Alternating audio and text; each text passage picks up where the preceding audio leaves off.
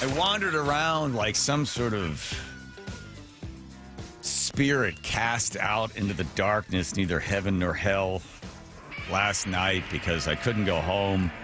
And I ended up meeting my hero, Steve Largent, from the Seahawks. So I was on a high, and we'll play at 5:30. My favorite, because I asked Steve Largent last night, 14 years with the Seahawks, NFL Hall of Famer. I said, what's your favorite play of all your plays? And he told me, and I went and watched it. I sent it to Joe. Great stuff.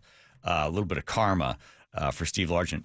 And then I thought, then I noticed that a tractor trailer had jackknifed on I-90, so they closed down I-90. Plus, it was a blizzard trying to go over into Cle Elum. I think we got anywhere between 8 and 14 inches of snow. So I was going to go home. Andrew's like, oh, yeah, there's a special room you can go to, which I think I got some sort of nasal infection in.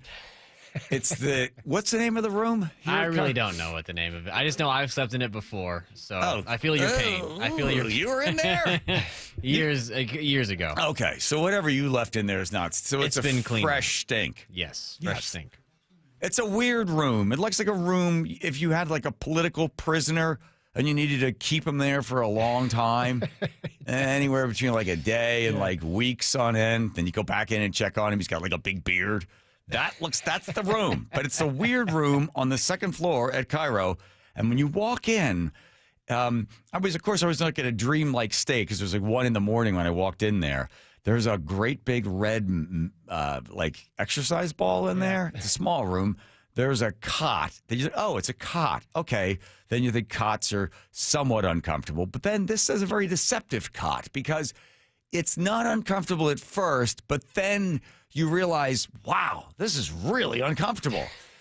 And the pillow smelled like someone had gone to a barber and collected a whole bunch of hair that was on the floor and stuck it in a pot with water and then boiled it and then made it into a soup and then drank that and then burped that in my face all night. That's what it smelled like. And I was smelling it like, whose head smells like this? So I quietly went around KIRO this afternoon sniffing people's scalps. I wasn't able to find the person, but I could tell you it wasn't a very nice night. I was in that room, and then I wake up at 1 a.m, and I got to go to the bathroom, but I don't know where the toilets are, and I'm running around. There's no signs. I've been up in the sales department like twice. Yeah. So I'm scurrying around like a crazy person. I still have my socks on. I'm in my underwear. I think, oh, my God, are there cameras up here? Oh, yeah. Oh, we got to get that footage. And I had the weirdo thing where men take their pants off but leave their shirt on. So I had the shirt tail out. I'm running around. Where's the toilet? There's the back of the room. It was awful. I was told that's the lactation room. Oh, that explains it. Okay.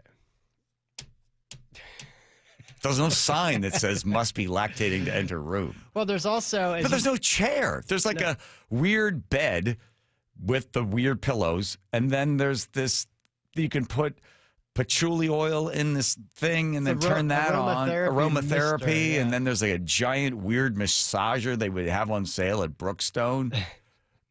It's still in the box. It's just it was an off-putting evening.